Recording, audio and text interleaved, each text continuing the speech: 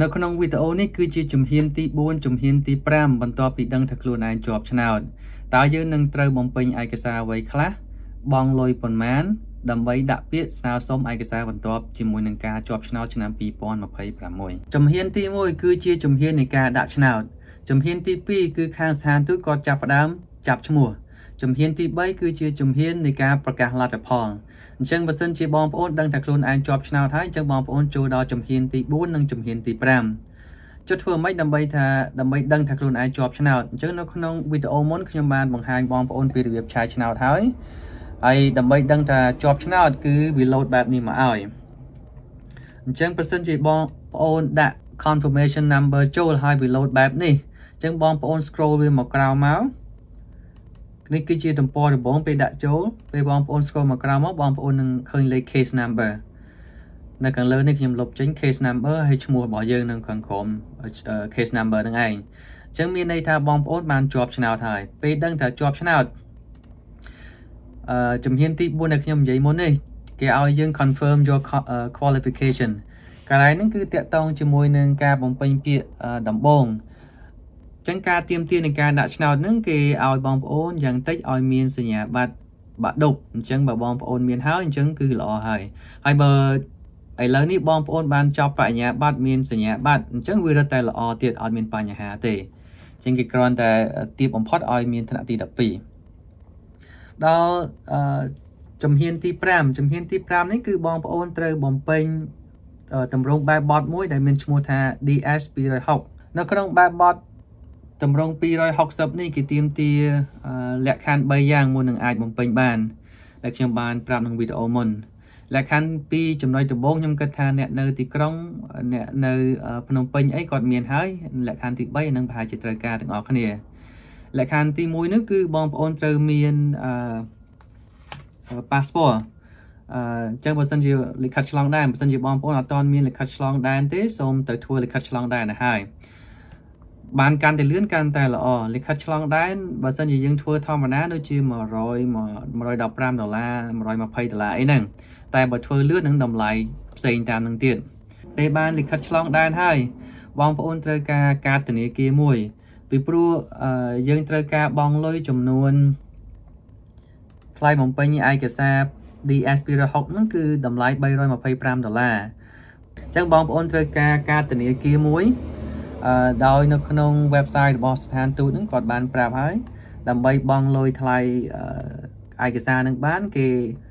ឲ្យបងប្អូនបង់អាចប្រើជា credit card ឬក៏ជា debit card អញ្ចឹងនេះគឺជាកាតធនាគារមួយដែលមានលក្ខណៈស្តៀងបែបនេះអញ្ចឹងបងប្អូនទៅធនាគារមកហើយបង្កើតកាតធនាគារមួយជា debit card មកប្រើកាតហ្នឹងដើម្បីបង់ប្រាក់ឲ្យទៅខាងស្ថានទូតហើយបើសិនជាបងប្អូនអត់មានទេបងប្អូនអាចឲ្យគេបង់ឲ្យក៏បានដែរអ្នកណាបង់ក៏បានដែរអត់បញ្ហាទេហើយចាំបង់លុយឲ្យគេវិញទៅចំណុចទី3បងប្អូនត្រូវការអ្នកធានាម្នាក់អញ្ចឹង3ចំណុចណាមុននឹងបំពេញ DS 260នឹងបានលិខិតឆ្លងដែន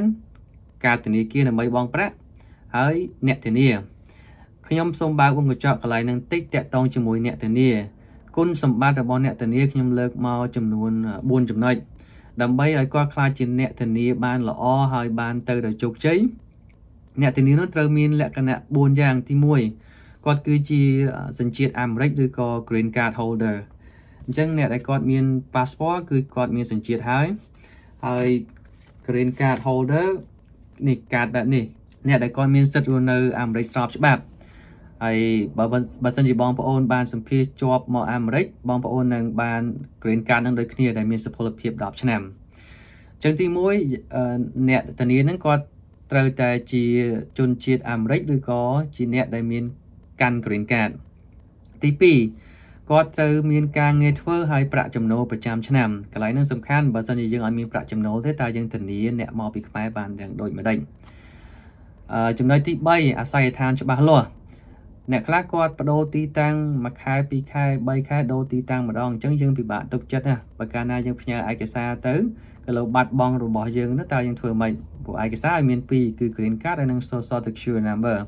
អាពីរហ្នឹងសំខាន់សម្រាប់ធ្វើការងារនៅអាមេរិកចំណុចទី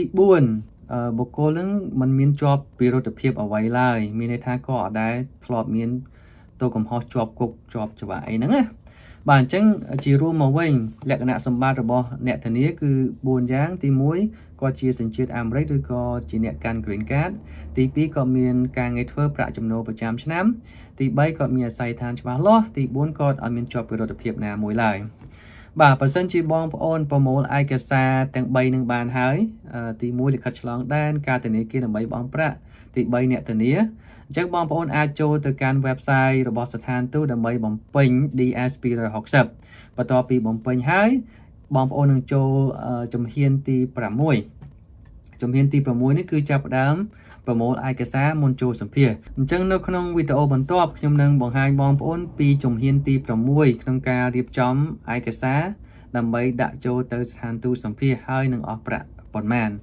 បាទអរគុណតាមដានទស្សនាវីដេអូបន្ទាប់ទាំងអស់គ្នាហើយកុំភ្លេចជួយ share និង follow ទាំងអស់គ្នាផងអរគុណ